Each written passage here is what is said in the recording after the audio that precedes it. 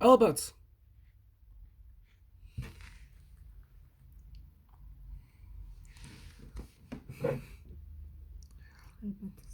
Albert sat at his table and drank tomato juice and listened to the noises of the morning.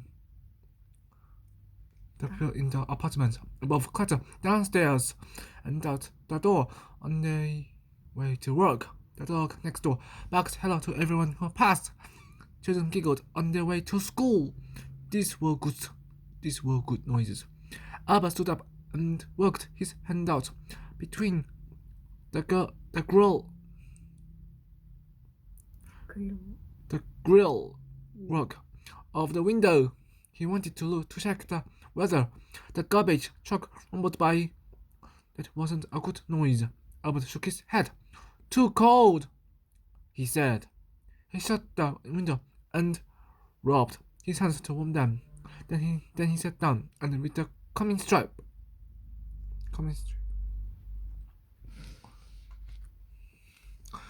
The next day, Albert ate lunch and listened to the noises of midday. The mailman sang as he slung his pack over his shoulder. The snack vendor shouted out these special golden bean cakes. The flower lady laughed with her customers. Good noises today. Very good noises. Albert went to the window and reached his hand toward the maple tree. How was the weather today? Two men walked past again. Now that wasn't a good noise. Too damp. Albert shut the window, and wiped his hands on his trousers. Then he took out the pack of cards and did card tricks. The next day, Albert said, "Too hot," and the next day, "Too breezy." Albert told himself that when the weather was just right, he'd put on his hat and go for a walk. And every day the weather seemed good at first, but after a moment more, it turned out the weather was never just right. So Albert listened to baseball games on the radio and cut pictures out of magazines and wrote postcards he never mailed.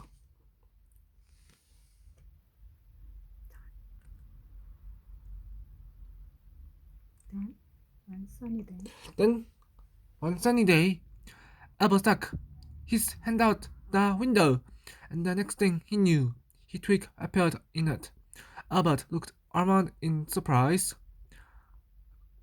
A cardinal flew by and dropped in another twig, and then there were two cardinals. A bright red male and a brown yellow female, and both of them were dropping twig after twig. Albert watched, dumbfounded, as his now cupped hand fell to the brim.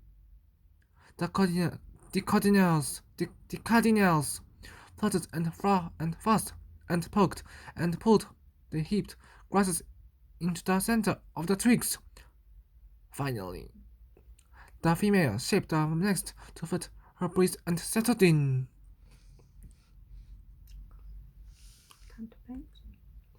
Albert stared at her. Excuse me, but my arm's not a branch.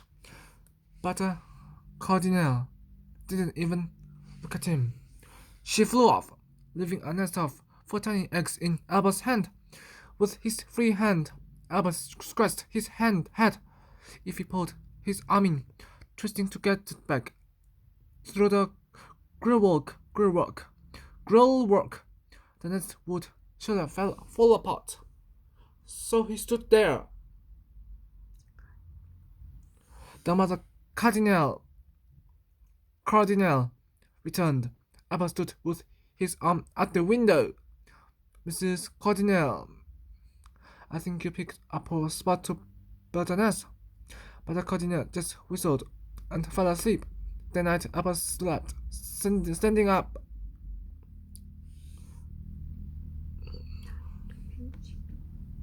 The next day, the mother cardinal kept the eggs warm, while the father cardinal fed her. Albert rubbed his Albert rubbed his aching neck, aching neck, aching neck. Listen, I hate to disappoint you two, but I'm not sure this is going to work. The cardinal, the cardinals looked at Albert, then they preened each other. The night Albert slept, standing up again. The third day, Albert rotated his shoulders to get the kinks out. Kinks out. Kinks out. The mother but flew to the ground and pecked at a grub. Albert took a good look at the eggs for the first time. Perfect sea blue ovals with red-brown spots. The father bird flew down and chattered at the mother bird. She flew back to the eggs and sat on them. Pretty eggs, said Albert gently. The cardinal gave a quizzical chirp.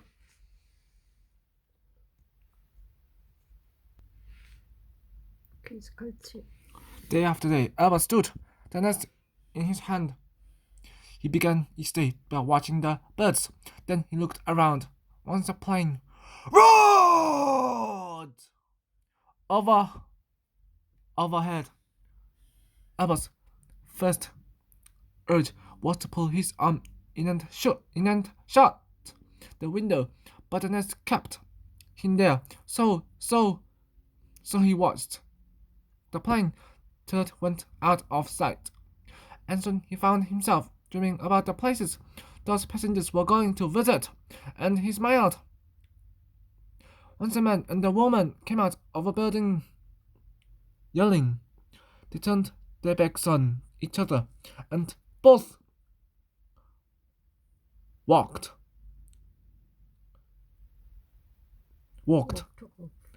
off in a huff. Albert wanted too much to pull his arm in and shut the window, but the nest was there, so he stayed put. About an hour later, the man appeared from one direction, and the woman appeared from the other. Each held a wrapped present. They laughed and hugged. Albert dreamed about what might be in those presents. And he smiled again.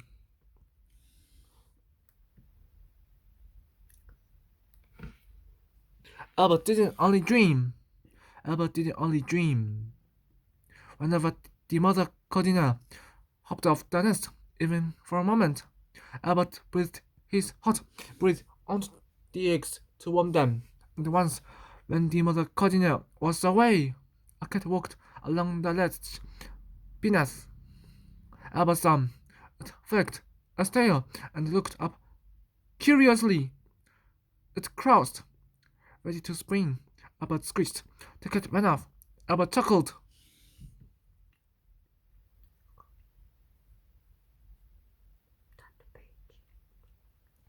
A week passed, and one morning when Albert opened his mouth, he peeped. The father cardinal looked at him askance, but Albert peeped insistently. The cardinal flew off. He returned with a beetle. Albert wrinkled his nose and jerked his head away. The cardinal ate the beetle. Then he flew off. Then he flew off again. This time he returned with a blackberry. Albert ate it gratefully. From that day on, Albert peeped, and the father cardinal fed him blackberries, and Albert smiled at the noises all around him. Days passed. On the 12th morning, Albert spied a crack in one of the eggs. He put his face to the grillwork so he could see everything perfectly. The second egg cracked, and the third and the fourth, the baby birds pecked their way out. But then scraggly. Good work! Albert smiled. Welcome! In the next few weeks, the mother and father continued fed their brood, including Albert, who learned to love seeds and berries and eventually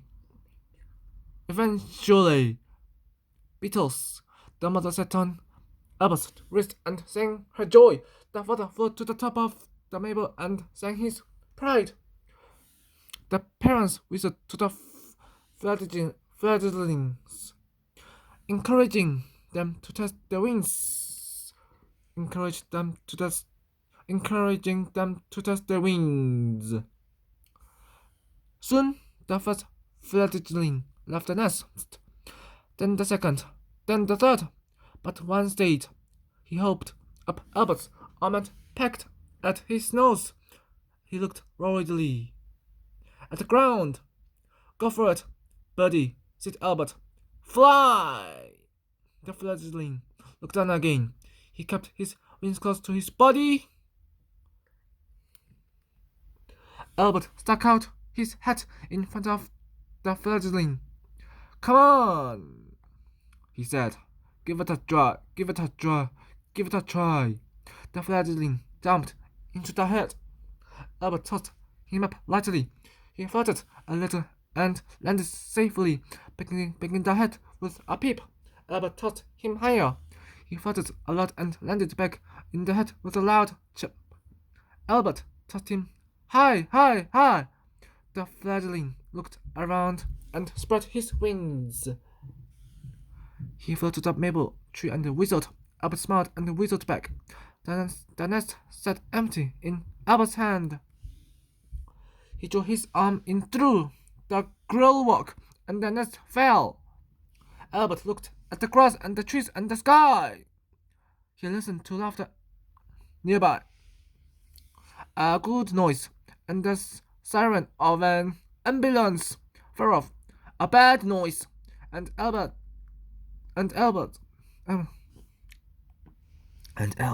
knew now that both were part of this big, wonderful world. He put his face up to the grill rock and felt the wind and the sun on his cheeks. That's right, he said. Albert smoothed his hair and brushed off his hat. After so long, he hardly looked himself. He went outside for a walk. Keep going. Now Albert walks often, and sometimes, just sometimes, when no one's looking, he flies.